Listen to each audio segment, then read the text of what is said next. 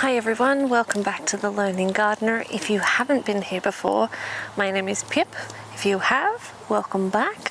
We are going to be doing a bit of mid to late summer garden bed clean outs. So these strawberry and blueberry beds are in desperate need of some maintenance. We have got runners going everywhere and I don't want my entire backyard to turn into a strawberry field, as beautiful as that may be. But I want to try and find a picture or a video of what this bed looked like just a couple of months ago, just to show you how insane strawberries are and how quickly they fill in. But for right now, I'm going to start by just cutting off the runners and cleaning this whole bed up.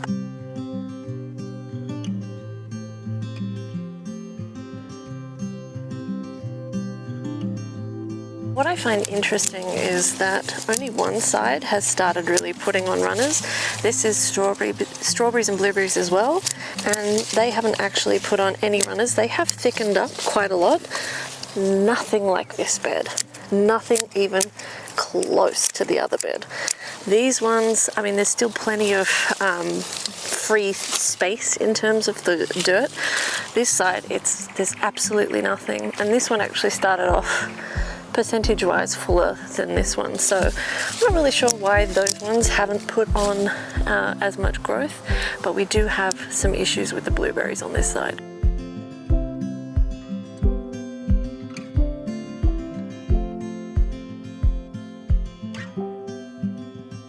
I need to go all the way around these garden beds to pull out weeds and runners. So I will be lifting up the sides, which is fine because at the moment there's no blueberries and no strawberries. I think there was like one strawberry yesterday, and my best friend's daughter came around and went for a berry harvest, which I love it when they do that. It's just so sweet to watch the fun that they have in the garden. But what I need to do is do the exact same thing the whole way around the garden bed, and I want to try and tidy up in terms of weeds in the bed as I go, because there's a little bit of grass that's picked up, there's a little bit of other weed. I would like to at some point, but I probably won't do it till after the blueberries are done for the season, get in there and stake up the blueberry and put a little bit more soil around it, because one of them had tipped over in the wind and the roots were slightly exposed, but both of them seem happy enough. But I'm not really in any particular rush to deal with that now. I just want to get all these runners tamed.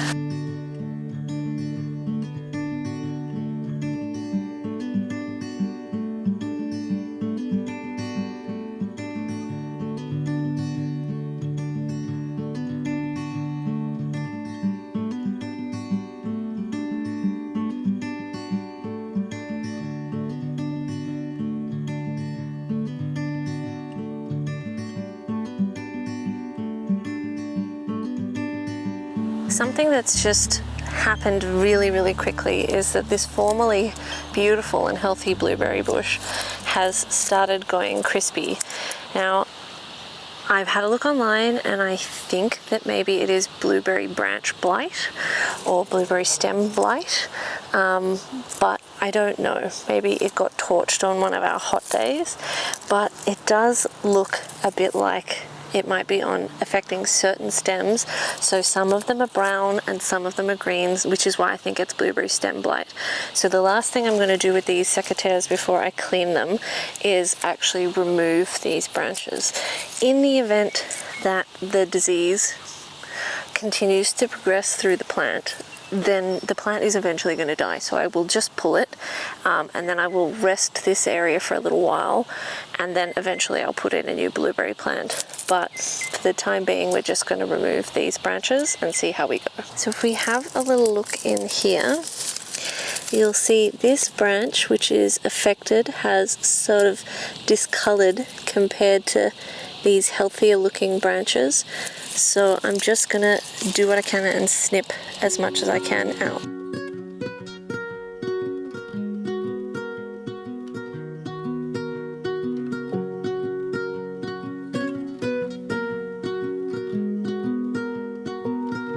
The only two healthy looking stems and one might be a bit questionable were those 2 green stems I showed you. So this plant has basically had a complete haircut. So it'll be interesting to see if these 2 branches go crispier as well, or if the plant is able to rally and survive. But I do think, having a look down the stem, that it was blueberry stem blight. But I don't know whether this plant will survive. We'll see. All we can do is try, and worst case scenario, replace it. But I'm really happy with how much tidier this area is looking. It was a nice quick job at the end of a very hot day. So now what I'm going to do is, I've got some oyas in the beds. I don't know if you can actually see that here, but while I've got access to them, I'm going to fill them up. Even though we have had recent rain, the roots of the plant will wrap around the bottom of the oya, or around the bulb, depending on the shape of it, and they will take water from that terracotta at a rate that they desire. So sometimes I find in summer they empty out. Most of mine are about 3 litres. I find they empty out within 2 days. In winter they can last a whole week, and it's a really nice way to control your watering so you don't over or underwater. And also with raised garden beds, sometimes it's hard to get water to penetrate through the mulch and to go down beyond like 1 or 2 centimeters. So it's a nice way to do it. We've got some oyas in this bed too, so I'm just going to go and fill them up, and then we're going to close the bird protection screening back down, and I'm going to do a good job this time, because the last time I did it, to be fair, it might not have been me that closed it the last time, but anyway, the last time I closed it, we've since had 2 birds and 1 staffy stuck in here. The staffy was much easier to get out than the 2 birds, but I don't want any more birds stuck in here.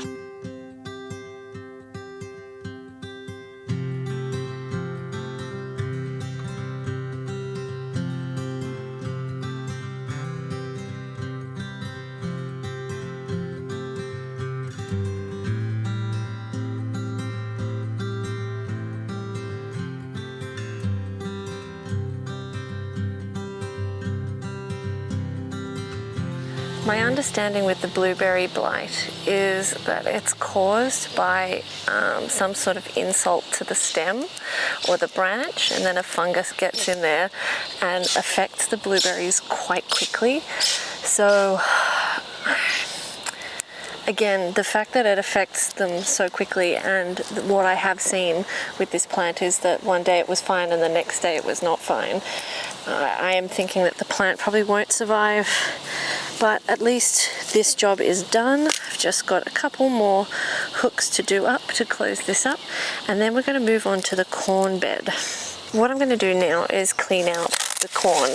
There are some secondary ears of corn which I missed, and there's 1 or 2 larger corns that I missed when I was in here harvesting the first time.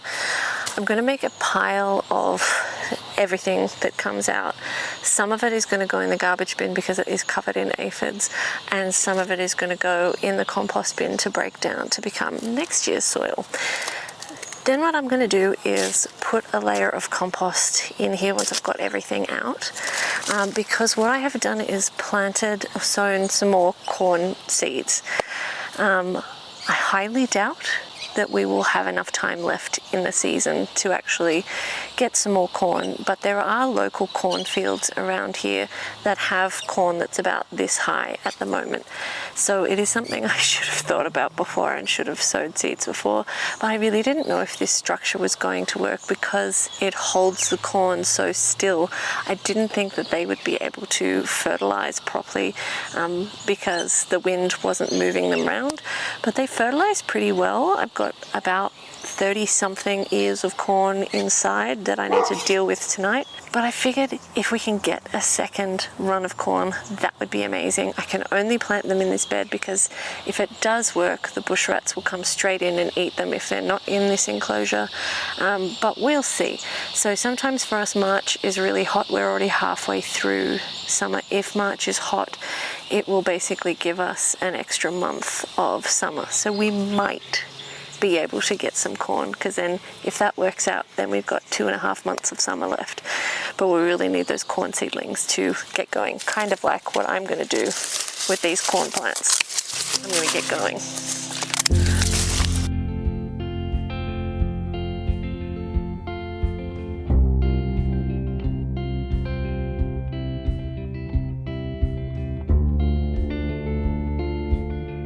Some of these corns down the back I'm actually going to leave because they are from seeds that I planted part way through as the other ones were growing and I noticed gaps. So I'm just going to leave them, and again, hopefully we'll get some more corn. If not, whatever.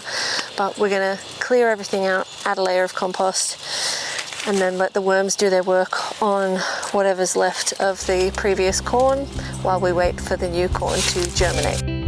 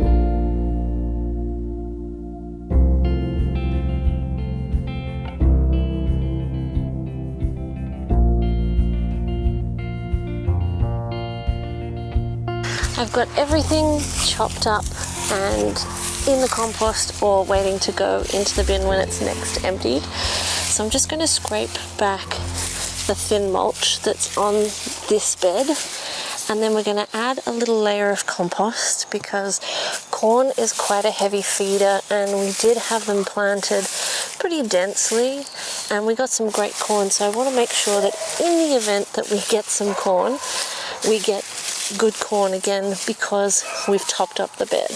This bed is also a hugelkultur bed, so I have quite a layer of sticks and stuff at the bottom of the bed, and it's then been topped with soil. So this is a great bed to add more compost to because it doesn't have a huge depth of soil reserves like some of the other beds.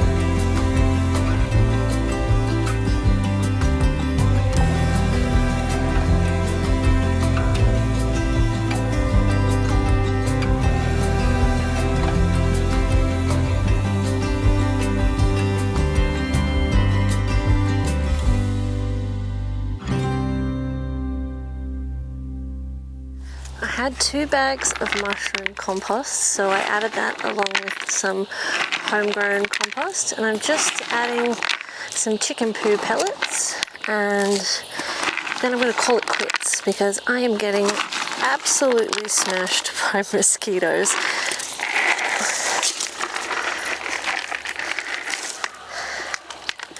And the mulch layer was quite thin and won't be adequate to cover this, so I will deal with that in the morning. But I hope you guys have enjoyed this video. I really appreciate you guys hanging out with me as we start to tidy up some of these beds to try and keep our summer growth a bit more manageable so it doesn't get too wild and woolly. And hopefully we will get second round of corn this season. So keep your fingers crossed for me and come back and check out and see if we do actually get a second round of corn. I appreciate you guys following. I would love it if you would consider subscribing, but thank you for your time watching today, and hopefully we'll see you in the next video.